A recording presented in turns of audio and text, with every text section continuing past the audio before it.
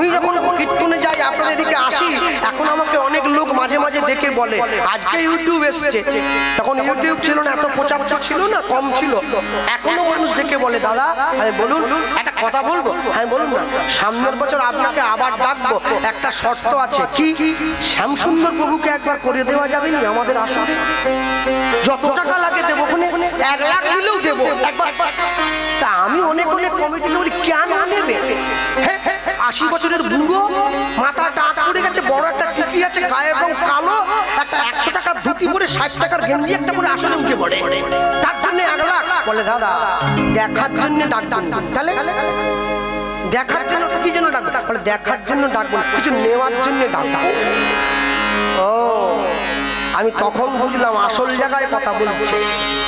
কাক যতই ময়ূরের পালক লাগিয়ে আমরা ঘুরি না কেন, ময়ূরের কাছে যাওয়া একটু কষ্ট আছে। শ্যামসুন্দর বাবুর কথা শোনার জন্য 1 লাখ টাকা দাও, আর আমরা এত সেজে গুজে গায়ে এত সেন্টেন্ট দিয়ে এত লাফালাফি লম্প জম্প করে আমাদের কীর্তনীয়রা এত কিছু করে। বলে বাবু সামনের বছর 30 নিয়েছিলেন, এবারে 32-এর বেশি কিন্তু হবে না। আর সে বায়না ফিরিয়ে দিচ্ছে, গান করতে পারবি না, 80 বছর বয়স হয়ে গেছে। মনে রাখবে, মানুষ কোনোদিন রূপের কদর করে না, মানুষ গুণের কদর করে। রূপ দেখে কেউ যদি কাউকে ভালোবাসে, ওটাকে ভালোবাসা বলে না, ওকে বলে ভালো লাগা। ভালোবাসা মরে না, ভালো লাগাটা মরে যায়। হ্যাঁ, আমি একটা ছেলেকে বলেছিলাম তুলসীর মালা পরবি, ও আমাকে বলছে দাদা আমি যে মাংস খাই, আমি মাংসও খাবি মালাও পরবি। বলে বলেন কি? হ্যাঁ, তবে একটু তফাৎ রাখবি। কি তফাৎ? তুই তো 30 পেয়ে পাস করেছিস, মালাটা কণ্ঠের সঙ্গে লাগিয়ে নামিয়ে একটু পরবি। বলে আচ্ছা ঠিক আছে পরবো। বলে মালা পরতে বলছেন কেন? বলে লাইনে দাঁড়া, তবে তো ডাক পাবি। লাইনে না দাঁড়ালে ডাক পাবি কি করে? MBBS ডাক্তার, প্রচুর রুগী লাইনে আছে, দাঁড়িয়ে আছে, প্রচুর রুগী লাইনে দাঁড়া। তো আমাকে ফোন করে একদিন বলছে, গোপাল দা, বলে বল কি হলো? বলছে কি মালা কিনেছি, আর ঘি মাখিয়ে কালো করেছি বুঝলেন, কিন্তু 8 দিন পরে গ্রামে একটা বিয়ে বাড়ি আছে দাদা, কি হবে? সর্বনাশ করেছে। কি বলবো আমি, 8 দিন পরে বিয়ে বাড়ি। দাদা বলে হ্যাঁ, বিয়ে বাড়িটা খেয়ে এসে মালাটা পরলে হতো নি, চান চান করে একবার সোনার মাদের খাসি খেলেই মুখে হাসি, হাসি ফাসি খেয়ে এসে এবারে মনে কর 8 দিন পরে বিয়ে বাড়ি খেতে যাবি, যেদিনকে মালা পরবি সেদিনকে সকালবেলা আরেকটা ফোন এলো, আবার 8 দিন পরে আরেকটা বিয়ে বাড়ির ডাক পড়লো, তখন কি করবি? বলে হ্যাঁ এটা কিন্তু ঠিক বলেছেন। আর এবারে মনে কর আরো 8 দিন পরে একটা অন্নপ্রাশন বাড়ির ডাক পড়লো, তখন কি করবি? বলে হ্যাঁ তা তো ঠিক। তাহলে এবারে চিন্তা কর আরো 8 দিন পরে তোর যাবার ডাক পড়ে গেল, তখন কি করবি? বলে দাদা তাহলে কি করবো? বলে মালাটা পর। বলে আজই পর, এক্ষুনি পর। বলে এখন যে বাথরুমে বসে পর। মালা পরার জন্য আমার অজুহাত আছে যে, মালা পরার জন্য বাথরুম দেখাচ্ছিস, পায়খানা ঘর দেখাচ্ছিস, খাটে দেখাচ্ছিস, যেখানে খুশি পড়বি, যেখানে খুশি ইচ্ছা হবে পড়বি। হ্যাঁ মনে রাখবি মালাটা গলায় পড়তে হবে, তুলসীর মালা সনাতন সংস্কৃতিকে রক্ষা করবি, গলায় ধারণ করবি। অযোধ্যায় যাবি, সেখানে দেখবি লোকে বলে জয় রাম, বৃন্দাবনে যাবি লোকে বলে জয় রাধে, পশ্চিমবাংলায় আসবি সারা জীবনে কেউ যদি জয় গৌর না বলে তার কিচ্ছু যায় আসে না। কেন? কেন রে? আমেরিকার থেকে যারা মায়াপুর ইস্কনে এলো হরে কৃষ্ণ বলতে পারে না, বলে হরে কৃষ্ণ হরে কৃষ্ণ, উচ্চারণই হয় না তো বলবে কি করে? ওরা তো ইংরেজ। দুঃখটা কি জানেন? ওরা বলতে পারে না তবু বলে, আমি বলতে পারি কিন্তু বলি না। আমার নিজের ঘরে ঠাকুরকে আমি পরের হাতে তুলে দিয়েছি, আমি আনন্দে আছি, আমি ভাবছি আমি জীবনে অনেক সুখে থাকবো। না না না, সবাই তো সুখী হতে চায়, কেউ সুখী হয় কেউ হয় না, জানি না বলে যা লোকে সত্যি কিনা, কপালে সবার নাকি সুখ হয় না। চাইলে হবে না তো, দেওয়ার মালিক সে, নেওয়ার মালিক সে। লটারির টিকিটটা কাটবে সবাই, টাকা কিন্তু সবাই পাবে না, পাবে একজনা। কে? যে টাকা রেখে এসেছে সে পাবে, বাকিদের টাকা চলে যাবে। মনে রাখবে। চলো আমি বলতে গিয়ে বলবো লীলা মাধুর্য প্রচার হবে। তবে একটা জিনিস খুব ভালো লাগছে, রাত্রি 11:30টার সময় এইরকম মানুষের উপস্থিতি এটাই প্রমাণ করে দেয় এখনো পর্যন্ত মহাপ্রভুর কৃপা আমাদের উপরে আছে। আমার মেদিনীপুরে রাত 11:30টায় অমিতাভ বচ্চনকে দিয়ে গান গাওয়ানো লোক বসবে, নিমিটে চলে যাবে, বলে দরকার নেই। এটা দক্ষিণ 24 পরগনাতে সম্ভব, অন্য কোনো জেলায় হয়। হ্যাঁ, আমি তো কালকে বাঁকুড়াতে ছিলাম, বাঁকুড়া ছিলাম রাত্রি 12টার সময়। ওই কত হবে জনা 30। আমি ভাবছিলাম কেমনে পালাই, কখন পালাবো। সকালটা হলেই, সকাল হতে হবে নি, গান ছেড়ে দৌড়ে পালাতে পারলে। ভক্ত না থাকলে কথা বলে আনন্দ পাওয়া যায় না। হ্যাঁ, যে বাড়ির বাবার সুগার আছে সেই মায়ের মুখটা শুকনো। কি হলো মা, মুখ শুকনো কেন? বলে আমি এত ভালো ভালো রান্না করি, তোমাদের বাবু কিছু খেতেই পারেনি। সুগার বাড়ি 1 চামচ করে খায়, কি হবে বলো? যে খায় তাকে খাইয়ে সুখ পাওয়া যায়, যে খায় না রান্না করে কি হবে? যে শুনবে তার জন্য মাথার ঘাম পায়ে ফেলে বলা যায়। যেখানে শুনবে না সেখানে বলে আপনি কি করবেন? উলু বলে মুক্ত ছড়িয়ে দিলে মুক্তর কোনো দাম আছে নাকি? হয় না কোনোদিন। চলো এলে আমার প্রচার্যা হবে। আমার আগে মৌমিতাদি গাইল, অপূর্ব সুন্দর গেয়েছে, একবারে প্রাণ জুড়ানো। তা আমি বলতে গিয়ে সবার আগে এই কথাটাই বলবো, আজকে আমরা দাঁড়িয়ে, বাবা তোমরা যা ক্যামেরা এনেছো, বাইরের লোক দেখলে হবে সিনেমা হচ্ছে। হ্যাঁ, তবে তোমাদের থেকে একটা জিনিস অন্য কেউ বুঝুক আর না বুঝুক, কীর্তনিয়ারা বুঝে গেছে। যেভাবে তোমরা ক্যামেরা পেতেছো, ওপরওয়ালারও ক্যামেরা পাতা আছে। এই ক্যামেরায় তবু ফাঁকি দেওয়া যায়, ওই ক্যামেরায় ফাঁকি দেওয়া যায়নি। হ্যাঁ, চিত্রগুপ্ত হচ্ছে একমাত্র লোক যে জীবনে কোনোদিন ঘুষ খাবে। আপনি যত বলুন, বলে না আমি খাবো না। তুমি যা করছো আমি সব লিখে দেবো, তুমি যা করলে আমি সব লিখবো। হ্যাঁ, তুমি বৃহস্পতিবার দিন দুর্গাপূজার প্যান্ডেলে পুষ্পাঞ্জলি দিলে, শুক্রবার দিন মন্টু মন্ডলের দোকান থেকে খাসি কিনে এনে খেলে, আমি সেটাও লিখবো। যাবার কোনো জায়গা নাই। এই ক্যামেরাম্যানকে ফোন করে না বললে এরা ছাড়বেন বলে ভিডিও বানাতে দরকার নেই। তা বলতে গিয়ে বলবো, আজকে মহাপ্রভু, যে মানুষটা মহাপ্রভুর এই দিকে দাঁড়ানো আছে, এই মানুষটার নাম হচ্ছে নিতাই চাঁদ। দেখো সুন্দর করে নীল রঙের ধুতি পরে দাঁড়িয়ে আছে, কত সুন্দর। আমরা কীর্তনের মাঝে গিয়ে সবসময় মহাপ্রভুর কথা বলি। একটু আগে কৃষ্ণের কথা শুনলেন, সন্দীপুনি মুনির কথা শুনলেন, তার বৈষ্ণব সেবার কথা শুনলেন। কিন্তু যে মানুষটা আমাদেরকে মহাপ্রভুকে এনে দিল, যে মানুষটা আমাদেরকে হরিনাম দিল, আমরা তার কথাটা শুনি না। কেন শুনি না? একটা কারণের জন্য শুনি না। কেন? দেখবেন বাংলা একটা কথা আছে, যদি নিতাই না আসিত নিমাইকে কি চিনত লোকে?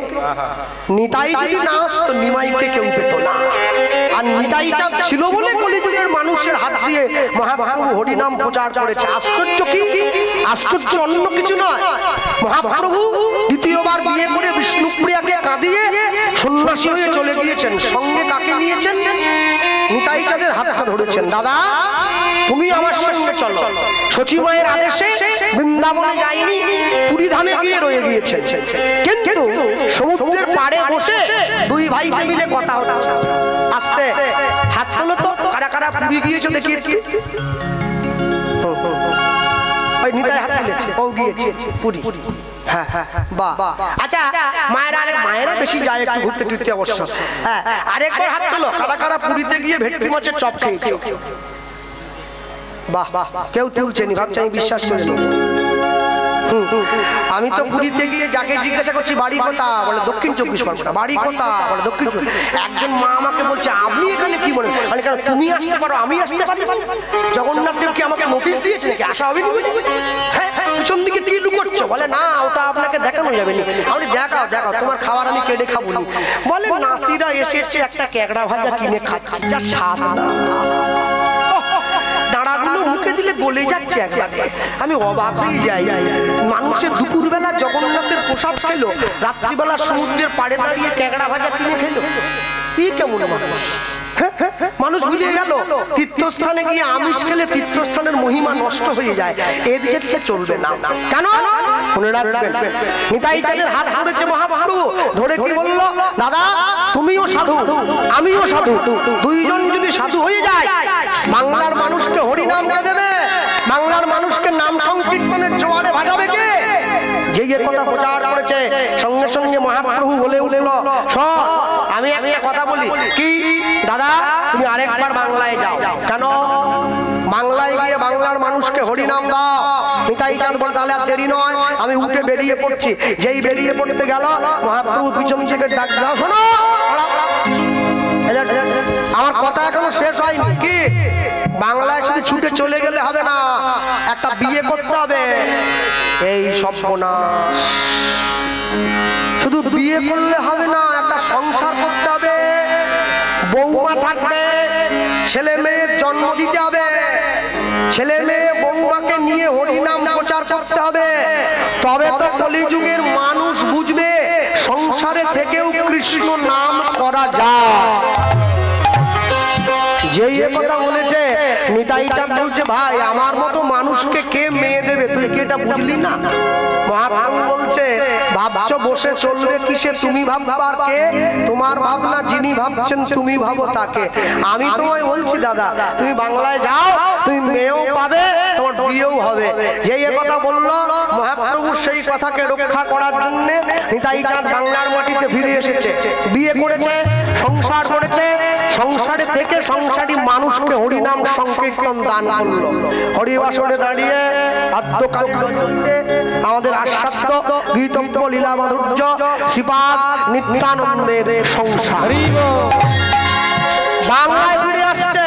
বাংলায় যখন ফিরে আসতে গেল মহাপ্রভু নিতাই চাঁদের হাত ধরে বলে উঠছে, তুমি শোনো শোনো শোনো শোনো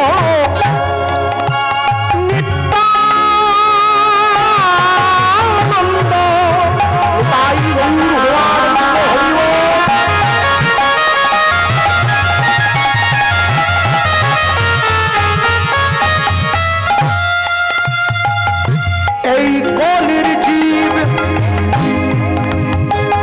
কলির জীব সব জন্ম শোনো শোনো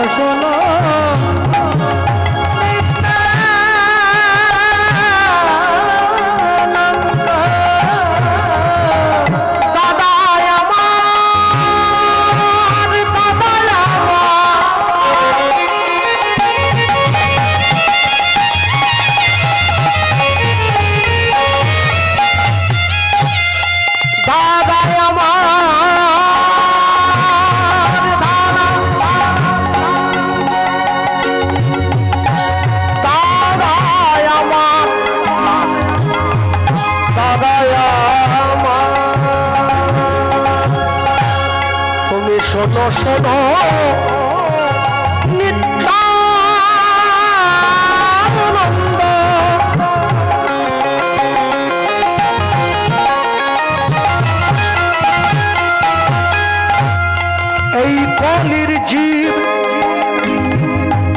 এই কলির জীব সব জন্ম শোনো শোনো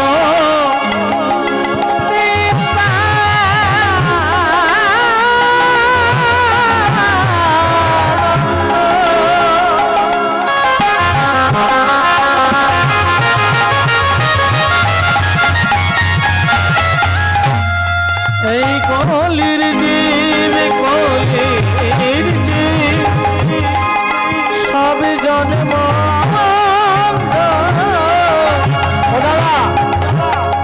বলিলেও কেউ না লয় কৃষ্ণ নাম, দাদা বলিলেও কেউ না লয় কৃষ্ণ নাম, দাদা বলিলেও না লয় কৃষ্ণ নাম,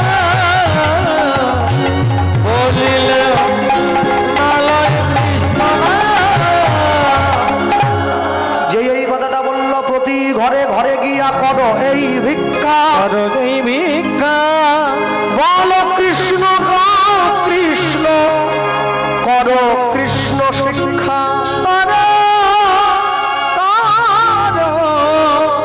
কৃষ্ণ শিক্ষা। মহাপ্রভুর কাছ থেকে বিদায় নিয়ে নিতাই চাঁদ চলে এসেছে বাংলায়। কোথায় এলো? দক্ষিণ 24 পরগনার পরে হাওড়া, তারপরে হুগলি। হুগলি জেলার ব্যান্ডেল থেকে 21 কিলোমিটার দূরে একটা গ্রাম পড়ে, যে গ্রামটার নাম হচ্ছে আদিসপ্তক গ্রাম। যে আদিসপ্তক গ্রামে পতিত পাবনী মা গঙ্গা বয়ে যাচ্ছে। মা গঙ্গার পাড়ে গিয়ে দাঁড়িয়ে আছে নিতাই চাঁদ। মনে মনে ভাবছে, মা আমি এসেছি, আমার ভাই আমাকে পাঠিয়েছে বিয়ে করার জন্য। আসতে বিয়ে আমরা জীবনে সবাই করি, কিন্তু মনে রাখবে সকলে বিয়ে করলে হবে কি, আসল জায়গাটাই বাঁধা আছে। নিতাই চাঁদ দাঁড়িয়ে আছে, আর সকালবেলায় সূর্যদেব পূর্ব দিগন্তে উদিত হয়েছে। আর ওই আদিসপ্তক গ্রামে কার বাড়ি? ওই আদিসপ্তক গ্রামের নিতাই চাঁদের নিজের মন্ত্র শিষ্য, যার নাম হচ্ছে উদ্ধারণ দত্ত, তার বাড়ি। হ্যাঁ, সবথেকে আশ্চর্য কি জানেন?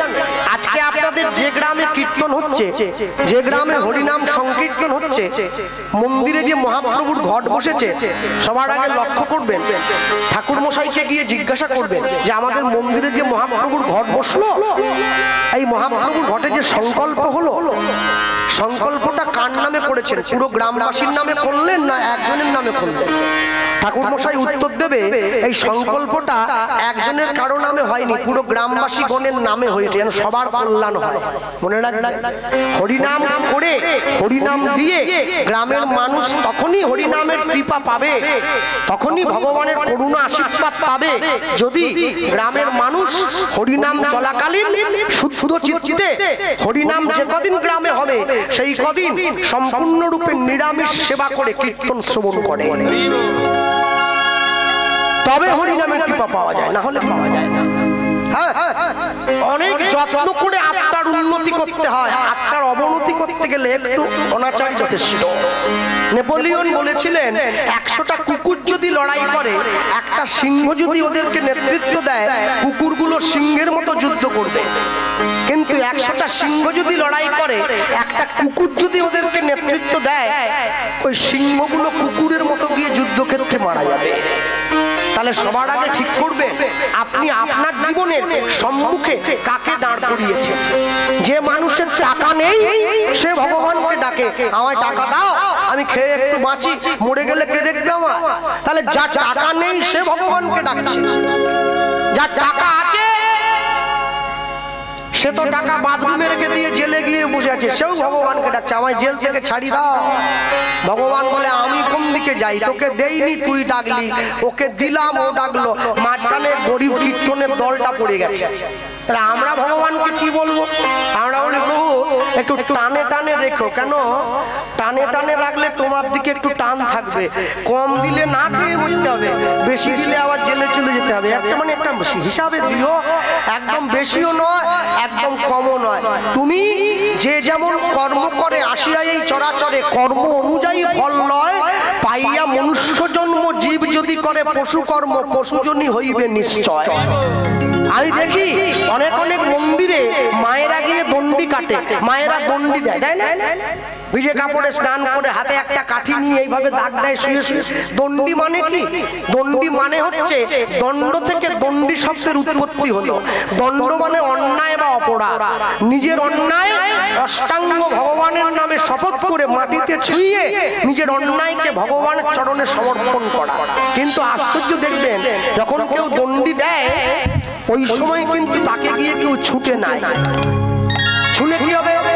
বলে ছুলে অন্য কিছু নয়, বলে তুমি যদি ওই সময় তাকে গিয়ে স্পর্শ করো, তাহলে তার অন্যায়ের কিছুটা ভাগ কিন্তু তোমাকেও নিতে হবে। কেন? বাংলায় একটা কথা আছে, দেখবেন তারা বড় বড় মোবাইল ফোন ব্যবহার করে, একটা মোবাইল থেকে গান যখন আরেকটা ফোনে নেওয়া হয়, এর জন্য কোনো তার ফারের দরকার হয় না, একটা অ্যাপস বেরিয়েছে, ওইটা সঙ্গে রাখলেই হয়ে যায়। কি কদিন আগে তো একটা অনুষ্ঠান শুরু হয়ে গেছে শনি চ্যানেলের পর্দায়, 4 বছরের ছেলে একটা এসেছে, সে এসে কি বলেছিল, মাথায় টিকি আছে, মাথা নেড়া, তার নাম ভাগবত দাস ব্রহ্মচারী, সে বলেছিল হাই হ্যালো ছড়ো, হরে কৃষ্ণ বলো। মানুষ শুনে আমাকে ভিডিওটা দেখ, 4 বছরের ছেলে হরে কৃষ্ণ বলছে, তাহলে এটা শুনে আনন্দ পাওয়ার কিছু নেই, দুঃখ করো। বলে কেন? 4 বছরের ছেলে হরে কৃষ্ণ বলে, 80 বছরের বুড়ো পাড়ার মোড়ে গিয়ে তাস খেলে, তুই আনন্দ পাচ্ছিস কি রে? দুঃখ পা, এর জন্য দুঃখ পা। হ্যাঁ, মনে রাখবেন, মনুষ্য জীবন লাভ করেছে, আজকে রাত্রিটা পার হয়ে গেলে জীবন থেকে একদিন বাদ হয়ে যাবে।